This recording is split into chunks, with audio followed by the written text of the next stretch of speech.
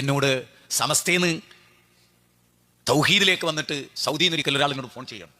ഭയങ്കര, ഞാൻ ഫോൺ എടുത്തപ്പോൾ തന്നെ ഭയങ്കര സന്തോഷമാണ്. ഇവിടെ ഒരൊറ്റ അപേക്ഷ പറയാനാണ് വിളിച്ച്, ഒരൊറ്റ അപേക്ഷ പറയാനാണ് വിളിച്ച്. ഞാൻ ചോദിച്ചു, എന്താ? മരിക്കുന്നത് വരെ ഖുർആൻ ആയത്ത് ഉദ്ധരിക്കും അധ്യായവും വചനവും നിങ്ങൾ പറയാതെ നിങ്ങൾ പ്രസംഗിക്കരുത്. നിങ്ങളൊരു പ്രസംഗത്തിൽ കുറേ ആയത്തുകൾ നിരത്തി ഒതിയിട്ട് നിങ്ങൾ അതൊക്കെ സ്പീഡിൽ അധ്യായം നമ്പർ പറഞ്ഞ് ഞാൻ പറഞ്ഞു ഇത് കൊയനാട്ടായിരിക്കും, ഇത് കള്ളത്തരായിരിക്കും എന്ന് വിചാരിച്ച ആളാണ് ഞാൻ. പിന്നെ നിങ്ങൾ ആ പ്രസംഗത്തിൽ ഇങ്ങനെ പറയുന്നുണ്ട്, ഈ ആയത്തുകളൊക്കെ നിങ്ങൾ മുജാഹിദുകളെ തഫ്സീർന്ന് നോക്കരുത് എന്ന്. അപ്പം എനിക്ക് രണ്ടാമത്തെ അത്ഭുതമായി. ഇത് നിങ്ങൾ പൊന്നാനി സൈനുദ്ദീൻ മഖ്ദൂമി തങ്ങളുടെ പരിഭാഷയിൽ നിന്ന് മാത്രമേ നോക്കാവൂ. എന്നിട്ട് ഞാൻ പറഞ്ഞ അർത്ഥത്തിനും മഖ്ദൂമി തങ്ങൾ പറഞ്ഞ അർത്ഥത്തിനും വല്ല വ്യത്യാസം ഉണ്ടോ നിങ്ങൾ നോക്കണം. എന്നിട്ട് നിങ്ങൾക്ക് ബോധ്യപ്പെട്ടാൽ നിങ്ങളിതൊന്ന് പഠിക്കണം. അങ്ങനെ ഞാൻ ഇത് കേട്ടപ്പോൾ എനിക്ക് ഉറപ്പായി നിങ്ങൾ നുണയല്ല പറയണത്. അങ്ങനെ ഞാൻ മഖ്ദൂമി തങ്ങളുടെ പരിഭാഷ വായിച്ച് മുജാഹിദായി. അതുകൊണ്ട് നിങ്ങൾ ഒരിക്കലും എന്നെ പോലെ ഒരുപാട് മനുഷ്യർ ഈ ആയത്ത് നമ്പറും അധ്യായ നമ്പറും പറഞ്ഞു കേട്ടിട്ട് അത് നോക്കി പഠിച്ച് മാറിയവരുണ്ട്. ഞാൻ ഇവിടുത്തെ വടുവഞ്ചാലിലെ മുജാഹിദുകളോട് പറയാ, ഇവിടുത്തെ സഖാഫിയാകട്ടെ അല്ല വേറെ ഏതെങ്കിലും ഉസ്താദുമാരാകട്ടെ, പ്രസംഗിക്കുന്നത് മുഴുവനും നിങ്ങൾ കേട്ടോളൂ. എവിടെയെങ്കിലും സൈഡിൽ വന്നിരുന്ന് ശരിക്കും ശ്രദ്ധിച്ചു കേട്ടോളൂ. അപ്പൊ നിങ്ങൾ കൂടുതൽ നല്ല മുജാഹിദാവും. ഒരു പേടി ഞങ്ങൾക്കില്ല. ഏതെങ്കിലും ഒരു സക്കാഫിന്റെ 2 മണിക്കൂർ പ്രസംഗം കേട്ടാ ഒലിച്ചു പോകുമെന്ന് വിചാരിക്കുന്നതല്ല ഇസ്ലാമിന്റെ ആദർശം. അല്ല, ധൈര്യമായിട്ട് കേട്ടോളൂ. എന്നാ നിങ്ങളൊന്ന് പറഞ്ഞു കൊടുക്കുക, അങ്ങനെ ആ മുജാഹിദുകളുടെ പ്രസംഗം വടുവഞ്ചാലിൽ ഉണ്ട് ഇന്ന ഡേറ്റിന്, എല്ലാരും പോയി കേട്ടോളൂന്ന് നിങ്ങളെ ഖത്തീബും നിങ്ങളെ ഉസ്താദും നിങ്ങളെ പണ്ഡിതന്മാരൊന്ന് പറയട്ടെ. നിങ്ങളെ പള്ളി പൂട്ടേണ്ടി വരും 4 കൊല്ലം കഴിഞ്ഞാൽ. കാരണം എന്താ അറിയോ, ആളുകൾക്ക് തിരിയും വിഷയം, ആളുകൾക്ക് മനസ്സിലാകും. അതുകൊണ്ടാണ് ഞാനിത് പറയുന്നത്. ഞങ്ങൾ ധൈര്യത്തോടെ പറയുന്നു.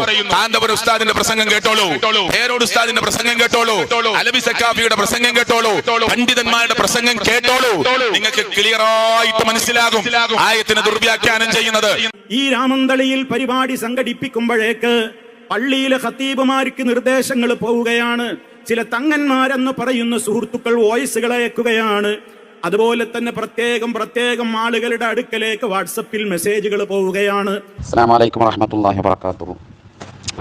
രാമന്തളി ജമാഅത്ത് പള്ളിയുടെ കീഴിലുള്ള നിസ്കാര പള്ളികളിലുള്ള ഇമാമുമാരെ അറിയിക്കുന്നത്, തങ്ങളാണ് പള്ളിയിൽ നിന്ന്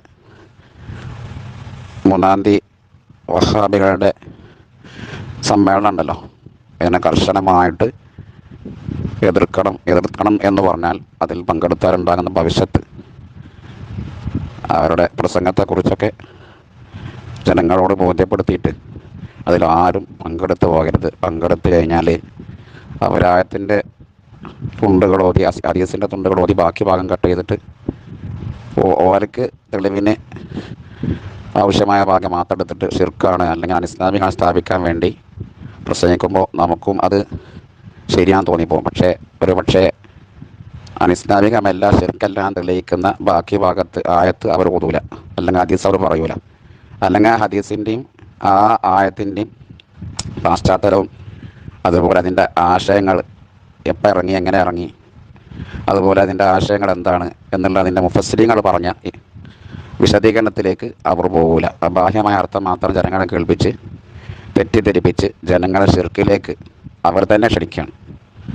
അപ്പോൾ അത് ജനങ്ങളെ ബോധ്യപ്പെടുത്തിയിട്ട് മട്ടം പോലെ പറഞ്ഞ് ബോധ്യപ്പെടുത്തി അതിലാരും പങ്കെടുക്കരുത് എന്ന് പള്ളിയിൽ ആളുകൾ കൂടുന്ന സമയം മാരിബിനൊക്കെ കുറച്ച് ആളുകൾ ഉണ്ടാവുമല്ലോ, ആ സമയത്ത് നല്ലൊരു ആദ്യം അതിനെ പറ്റി പറഞ്ഞേണ്ട ആവശ്യമില്ലല്ലോ. ഇനിയിപ്പോൾ പറയാൻ പ്രയാസമുള്ളവരുണ്ടെങ്കിൽ നല്ലൊരു ഇത് മാറ്റർ ഉണ്ടാക്കിയിട്ട് അതൊന്ന് 2-3 കാലം വായിച്ചിട്ട് പിന്നെ പറഞ്ഞാലും മതി.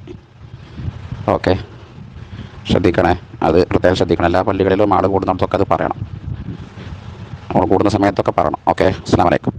ഈ പ്രദേശത്തുള്ള ശുഹദാക്കളെ വരെ, ഈ രാജ്യത്തിന്റെ താങ്ങും തണലുമായ ശുഹദാക്കളെ കുറ്റം പറയുന്ന ആളുകളാണ് ഇവിടെ വരുന്നത്. അതുകൊണ്ട് നിങ്ങൾ അവരുടെ പരിപാടിയിൽ പോകരുത്, കേൾക്കരുത്, കേൾപ്പിക്കരുത്, പങ്കെടുക്കരുത്, വിട്ടുനിൽക്കണം. ഇങ്ങനെയുള്ള ഒരുപാട് മെസ്സേജുകൾ പോയി. നമ്മുടെ ചെലവിലല്ലാതെ, ആ സഹോദരങ്ങളുടെ ചെലവിൽ ഈ മഹാസമ്മേളനത്തിന്റെ പബ്ലിസിറ്റി എല്ലാ വീടുകളിലും എത്തി എന്നുള്ളത് സന്തോഷകരമാണ്. നിങ്ങൾ ആലോചിക്കുക, ഇവിടുത്തെ പ്രശ്നം എന്താണ്? നബിമാരെ പോലെ, ശുഹദാക്കളെ പോലെ, സിദ്ദീഖീങ്ങളെ പോലെ, സാലിഹീങ്ങളെ പോലെ ആരാവട്ടെ, ഏതൊരു മഹാന്മാരാവട്ടെ, അവരെ നമുക്ക് വിളിച്ചു പ്രാർത്ഥിക്കാമോ? അവർ വഫാത്തായി കഴിഞ്ഞാൽ അവരുടെ ഖബറുകൾ ഒരു ചാണിലപ്പുറം ഉയർത്താമോ? ആ ഖബറുകളിന്മേൽ പട്ടുകൊണ്ട് മൂടാമോ? ആ ഖബറുകളിന്റെ അടുത്ത് വിളക്ക് കൊളുത്താമോ? അവിടേക്ക് എണ്ണയും അതുപോലെ തന്നെ മറ്റുള്ള വസ്തുക്കളുമൊക്കെ നേർച്ചയാക്കാമോ? അവരെ വിളിച്ചുകൊണ്ട് സഹായം തേടാമോ? ഇതൊക്കെയാണ് ഇവിടുത്തെ തർക്ക വിഷയങ്ങൾ. അതല്ലാതെ ലോകത്ത് ഷഹീദുകളില്ല എന്നോ ഔലിയാക്കളില്ല എന്നോ അമ്പിയാക്കളില്ല എന്നോ മുഅ്സത്തില്ല എന്നോ കറാമത്തില്ല എന്നോ ഇവിടെ ആർക്കും വാദമില്ലല്ലോ. മറിച്ച് ഇവിടെയുള്ള തർക്കം എന്താണ് സഹോദരങ്ങളെ, നിങ്ങൾ മനസ്സിലാക്കണം. ആ തർക്കം നിങ്ങൾക്ക് മനസ്സിലാവാതിരിക്കാനാണ് പല സഹോദരങ്ങളും വോയിസ് അയച്ചുകൊണ്ട് ഇങ്ങോട്ട് വരരുതെന്ന് നിങ്ങളോട് മുടക്കിയത്. എന്നാലും സഹോദരങ്ങളെ, ഇത് ആ സാധുക്കൾ വിചാരിച്ച കാലത്തു നിന്നൊക്കെ കാലം മാറിയിട്ടുണ്ട്. എവിടെ ഇരുന്നാലും ആളുകൾക്ക് ഇന്ന് വിഷയങ്ങൾ ഗ്രഹിക്കാം. ഇത് സോഷ്യൽ മീഡിയയുടെ യുഗമാണ്. ആളുകൾക്ക് കാര്യങ്ങൾ കേൾക്കാനും സത്യമേത് അസത്യമേതെന്ന് ഗ്രഹിക്കാനുമൊക്കെയുള്ള എമ്പാടും അവസരങ്ങളുള്ള ഒരു കാലത്താണ് നമ്മൾ ജീവിക്കുന്നത്. നമ്മളിപ്പോൾ ഒരു സുന്നി പ്രദേശത്ത് കൊണ്ടുപോയിട്ട് നമ്മളൊരു വയൽ വെച്ചാൽ എന്താണ് ആ സുന്നിയാൾ വരാത്തത്? വയലിന് എന്താ ഒരു വരാത്തത്? എന്താ വെച്ചാൽ ഓർക്ക് തെറ്റിദ്ധാരണയാണ്. എന്തൊക്കെ തെറ്റിദ്ധാരണ? ഇവർ എന്ന് പറഞ്ഞാൽ സലാത്തില്ല, ദിക്റില്ല, മരിച്ചു കഴിഞ്ഞാൽ എന്ത് ചെയ്യും? പോത്ത് ചത്ത കൊണ്ടുപോയി കുഴിച്ചിടമാതിരി കുഴിച്ചിടും. അങ്ങനെ ഉസ്താദുമാർ പറഞ്ഞു കൊടുക്കുക. ദിക്റില്ല, ദുആ ഇല്ല, ഒന്നുമില്ല എന്ന് പറഞ്ഞു കൊടുക്കും. പിന്നെ റസൂലുള്ളാഹിനെ അവർക്ക് ബഹുമാനമില്ല, മഹാത്മാക്കളെയും പുണ്യാത്മാക്കളെയൊക്കെ അവർക്ക് പുച്ഛാണ്. പിന്നെ വാപ്പിയമ്മയും മരിച്ചു കഴിഞ്ഞാൽ ഓർക്ക് വേണ്ടി പ്രാർത്ഥിക്കൂല, ഓർക്ക് വേണ്ടി ദുആ എടുക്കൂല, ഓലെ ഖബറിങ്ങ പോകൂല. ഇങ്ങനെ എന്തൊക്കെയാ പറയുന്നത് സുഹൃത്തുക്കളെ. അപ്പോൾ ഇതൊക്കെ നമുക്കറിയില്ലേ? അതൊക്കെ ശരിയാ? ആ പറഞ്ഞതൊക്കെ ശരിയാ സുഹൃത്തുക്കളെ? നമ്മളിതിൽ ജീവിക്കുമ്പോൾ അറിയാം. നമുക്ക് സ്വലാത്തില്ലേ? രാവിലെ നമ്മൾ രാവിലത്തെ ദിക്റുകൾ ചെല്ലുമ്പോൾ അതിൽ നമ്മൾ സ്വലാത്തില്ലുണ്ട്. ദുആ ഇറക്കുമ്പോൾ സ്വലാത്ത് ചെല്ലിയാലേ ദുആ കബൂലാകുള്ളൂ. അള്ളാഹുവിനോട് എപ്പോൾ പ്രാർത്ഥിക്കുകയാണെങ്കിലും ആദ്യം സലാത്ത് ചെല്ലണം, നല്ലുണ്ടാവും. നിസ്കാരം ബാങ്ക് കൊടുത്തു കഴിഞ്ഞാലോ സലാത്ത് ചെല്ലണം. പിന്നെ ഏത് സന്ദർഭത്തിൽ നമുക്ക് സ്വലാത്ത് ചെല്ലാം. മൻ സ്വല്ല അലൈഹി സ്വലാത്തൻ സ്വല്ലല്ലാഹു അലൈഹി ആശർ, അള്ളാഹു 10. പിന്നെ ദുആ ഇല്ലേ? നമുക്ക് ദുആ ഇല്ലാതെ നമ്മളൊരു 5ാം ക്ലാസ്സിലെ കുട്ടിനെ വിളിച്ചിട്ട് മോനെ ജാനക്ക് പഠിച്ച ദുആക്കൻ ചെല്ലിക്കാരണം ഉറങ്ങാൻ പോകുമ്പോഴുള്ള ദുആ, പിന്നെ ഉണർന്നാനുള്ള ദുആ, ഭക്ഷണം കഴിഞ്ഞാലുള്ള ദുആ, അതേപോലെ തന്നെ മയ്യത്ത് കാണുമ്പോഴുള്ള ദുആ, ആകാശത്ത് മാസപ്പിറവി കണ്ടാലുള്ള ദുആ, പിന്നെ സയ്യിദുൽ ഇസ്തിഗ്ഫാറിന്റെ ദുആ. എത്ര ദുആ സുഹൃത്തുക്കളെ നമുക്ക് കാണാതെ അറിയണത്. എന്നാ ദുആ അല്ലാന്ന് നമ്മളോട് പറയുമ്പോൾ എല്ലാവരും അതാണ് വിശ്വസിക്കുന്നത്. ഒരു പക്ഷേ ഒരു സാധാരണ ഈ യാഥാസ്ഥിക സുന്നികളിൽപ്പെട്ട ഒരാൾ സാധാരണക്കാരനെ വിളിച്ചിട്ട് ഒരു 10 ദുആ പറഞ്ഞാൽ ചിലപ്പോൾ ഓർക്ക് ഓർമ്മ ഉണ്ടായിക്കോളുന്നില്ല. നമ്മളൊരു മുജാഹിദ് മദ്രസ പഠിച്ചിട്ട് കുട്ടിയെ വിളിച്ചിട്ട് ദുആ ചോദിച്ചാൽ ഓൻ എത്ര ദുആ പറഞ്ഞു കൊടുക്കും അല്ലേ? പിന്നെ മഹാത്മാക്കളി പുണ്യാത്മാക്കളി ബഹുമാനിക്കണില്ല. നമുക്ക് ബഹുമാനല്ലേ? നമ്മൾ ഈ മഹാന്മാരും മഹത്തുക്കളുമായിട്ടുള്ള ആളുകളും അവർ പറഞ്ഞ വാക്കുകളും എത്ര നിലക്ക് നമ്മൾ സ്വീകരിക്കണം, എത്ര ബഹുമാനത്തോടു കൂടിയാണ് ഇമാമിങ്ങളെ നമ്മൾ കാണുന്നത്. ഇത് വെറുതെ പറയാണ്. പിന്നെന്താ മഹത്തുക്കളോടും നമ്മൾ പിന്നെ എന്താ ചെയ്യാത്ത കാര്യം? എന്താ വെച്ചാൽ നമ്മൾ ബദരീങ്ങളെ മുഹീദ്ദീൻ ശൈഖ് എന്ന് വിളിക്കൂല. അതാണ് ഓലെ ബഹുമാനം എന്നുണ്ടെങ്കിൽ ആ ബഹുമാനം നമുക്കില്ല. അള്ളാനെ ബഹുമാനിക്കണ പോലെ റസൂലുള്ളാഹിനെ ബഹുമാനിക്കാൻ പറ്റില്ലല്ലോ. വലാ തത്രുക മാത്രത്തിന് നസാറ ഈസാബിൻ മറിയമിനെ ചെയ്ത പോലെ നിങ്ങൾ എന്നെ ചെയ്യരുത്. ഈസാബിൻ മറിയമിനെ പുകഴ്ത്തി അള്ളാഹുവിന്റെ പുത്രനാക്കി.